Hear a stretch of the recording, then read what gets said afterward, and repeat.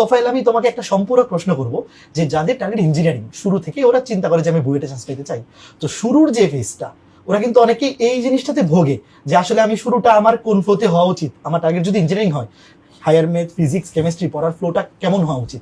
সেক্ষেত্রে আমাদের একাডেমিক ব্যাচগুলো ওর জন্য কতটুকু হেল্পফুল হতে পারে, যেহেতু আমরা ম্যাক্সিমাম যারা আমাদের একাডেমিক সাইকেলগুলো আছে, ফিজিক্স, কেমিস্ট্রি, ম্যাথ, আমরা কিন্তু একদম ইঞ্জিনিয়ারিং ডেডিকেটেড করেই পড়াই।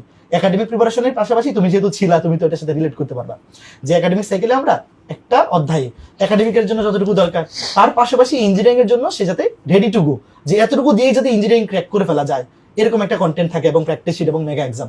তো তাদের জন্য একদম একাডেমিক থেকে কানেক্টেড থাকলে সে কতটুকু হেল্পফুল হবে তোমার মনে হয়? সে আসলে অনেক বেশি হেল্পফুল হবে। আমি ম্যাথ সাইকেলগুলোতে বিশেষ করে ছিলাম, তো ওইখান থেকে আমি অনেক বেনিফিট পাইছি। আমি ফার্স্ট অফ অল ক্লাস করতাম, এরপর মেইন বুকের প্রবলেমগুলো করতাম, এরপর প্র্যাকটিস শিট যদি প্রোভাইড করা হয় ওই চ্যাপ্টারের অ্যাট দ্যাট মোমেন্ট, তখন ওইটা করতাম। এরপর আমি মানে টেস্ট পেপারের আগে আমি কোয়েশ্চেন ব্যাংকে যাইতাম। এরপর টেস্ট পেপার আমি সচরাচর সলভ করি না, টেস্ট পেপার আমি সলভ করছিলাম এইচএসসির 2-3 মাস আগে থেকে। এর আগে আমি প্রিপারেশনটা মোটামুটি ইঞ্জিনিয়ারিং টাইপসেরই রাখছিলাম।